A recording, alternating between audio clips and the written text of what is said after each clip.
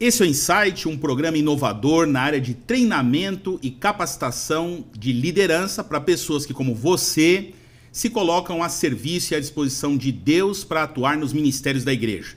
E nesses blocos que teremos, nós vamos tratar de um ministério extremamente relevante, posso dizer, que é o carro-chefe do trabalho da igreja e que abrange, na verdade, a atuação de quase todos, se não todos os ministérios, que é o ministério pessoal. E para isso, nós trouxemos aqui um convidado especial, o pastor Sérgio Monteiro. Tudo bem, pastor?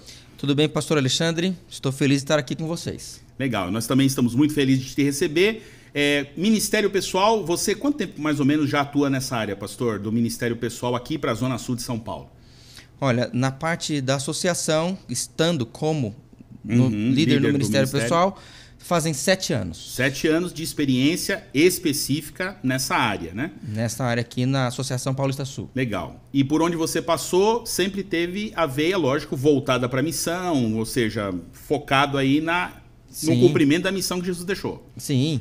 Olha, hoje, compreendendo até um pouquinho mais do ministério pessoal pela experiência com o departamento, eu posso dizer que sim, trabalho como pastor, como obreiro bíblico, ou mesmo como pastor escolar, por onde eu já passei, o ministério pessoal está envolvido também nestas áreas. Legal. E quando a gente fala ministério pessoal, eu vou fazer essa pergunta por quê? Porque logo que eu ingressei à igreja e tal, né, eu percebi que teve algumas mudanças do nome, né, que acompanham esse ministério, né? Lá no comecinho, trabalho missionário, depois virou ação missionária. Pode ser que eu esteja até pulando um ou outro aí, mas para mim, na minha época, foi trabalho missionário, depois ação missionária, então até que se torna ministério pessoal.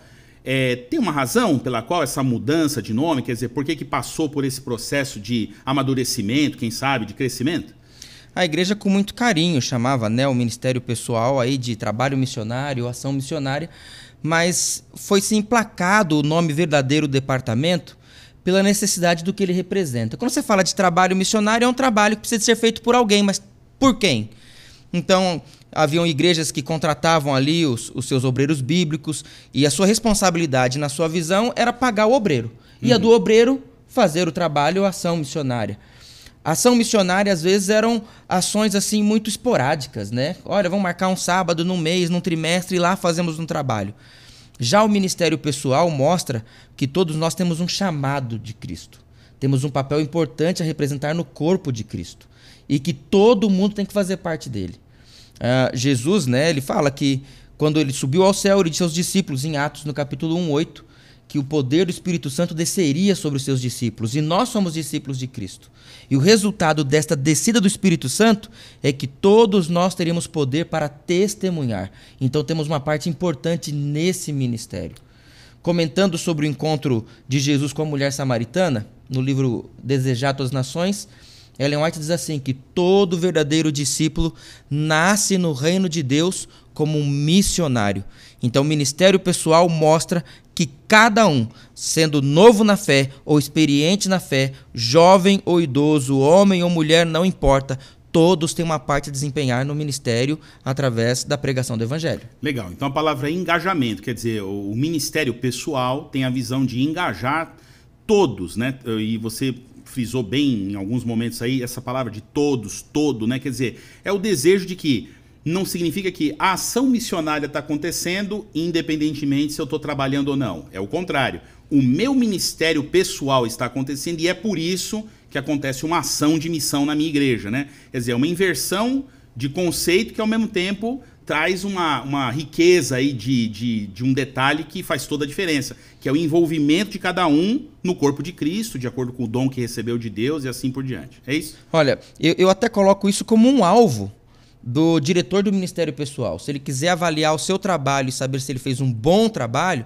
não é nem, por exemplo, o número simplesmente de estudos ou o número de ações que foram feitas, mas o número de pessoas que ele conseguiu envolver dentro da igreja, envolver os outros departamentos, todas as pessoas. Quando ele puder dizer que envolveu todos os membros da igreja, então ele alcançou o seu alvo, ele fez ali um gol no seu departamento. Legal, ou seja, para esse líder que nos assiste nesse momento, nesse treinamento, quer seja ele experiente, ou mesmo tenha pouca experiência ou nenhuma, tem gente que está chegando agora, que está tendo contato pela primeira vez, que universo é esse, que mundo é esse, né? Levando em consideração o texto que você citou, que cada um já nasce como missionário no reino de Deus, ou seja, Deus já capacita a partir do momento em que ele nasce em Cristo, e por outro lado, ele também vai ter as oportunidades de trabalho. Mas para esse líder aqui, que nós temos nos assistindo, características, se você tivesse que separar aí algumas, você disse, olha, um líder para liderar esse ministério na igreja, esse departamento da igreja, ele tem que ter que características são essenciais para que esse líder faça um bom trabalho de acordo com a tua visão, ou enfim, com a visão bíblica ou do próprio ministério? Olha, a primeira delas, uma vez que ele vai ser um líder, é influência. Ok. Ele tem que ser alguém que consegue regimentar e movimentar a igreja. Segundo, ele tem que ser uma pessoa assim, eu acho que até na frente desse primeiro, é ser uma pessoa espiritual.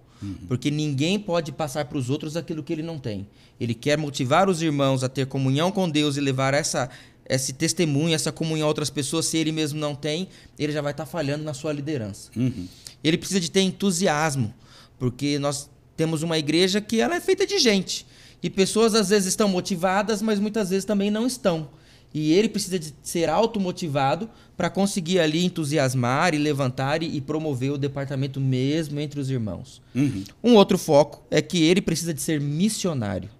Ele precisa de ser um exemplo às pessoas que o estão observando para segui-lo. Agora tem um problema que às vezes acontece aí.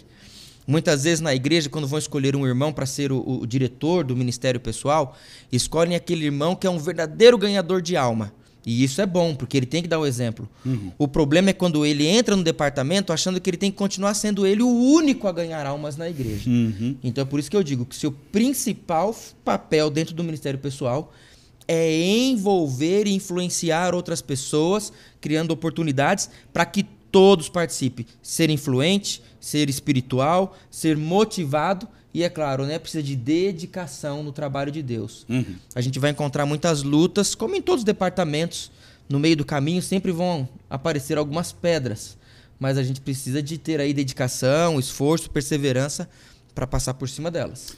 Legal, pastor. Ou seja, esse líder ele tem que basicamente ter características que engloba muitas áreas da liderança, só que você cita algumas que são bem específicas, talvez, que sejam essenciais, né? É viver aquilo que prega, né? Quer dizer, se eu quero motivar um grupo a realizar o trabalho de Deus, eu tenho que estar envolvido com o trabalho de Deus, né? Ou seja, como é que eu vou chamar também a responsabilidade espiritual se eu não sou um líder espiritual? Quer dizer, se a minha liderança não é uma liderança baseada na palavra, ou mesmo as minhas atitudes, principalmente, né? A gente consegue ver muita atitude de um líder, na verdade, a pessoa de um líder, ou quem é esse líder, nas atitudes que ele tem com os seus liderados, e não só com os seus liderados, né? Com aqueles com quem ele vai fazer contato, as pessoas com quem ele vai trazer, inclusive, para estar pela primeira vez na igreja. Quer dizer, eu não consigo imaginar um líder de ministério pessoal que não tenha contato com gente fora da igreja, no sentido de ter o objetivo de trazê-las para Cristo, ou seja, é amar a missão, né? Ter paixão por aquilo que faz, certo?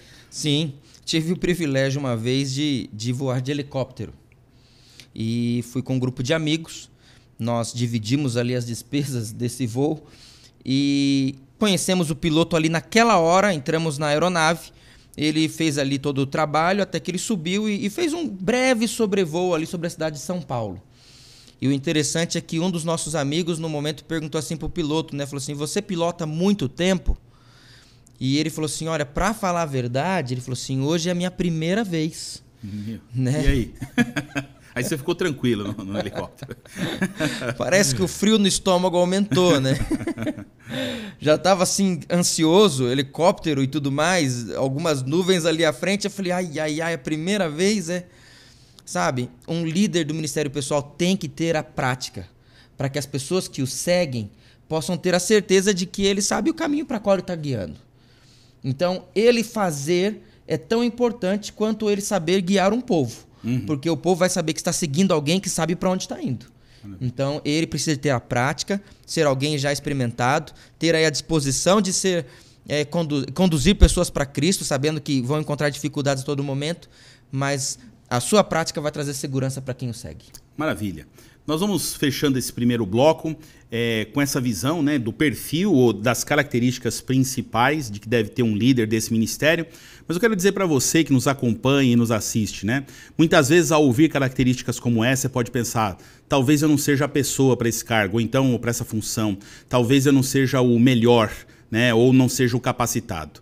O bom é saber que Deus ele vai capacitar você e nos capacita sempre nas nossas incompetências, nas nossas incapacidades, nas nossas fraquezas.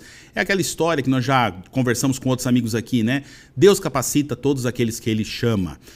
Nós vamos fechando esse bloco por aqui, mas não acabou não. No próximo vídeo nós nos encontramos novamente com informações e aprendizado para você, para nós todos que aqui estamos, no programa Insight. A gente se vê lá.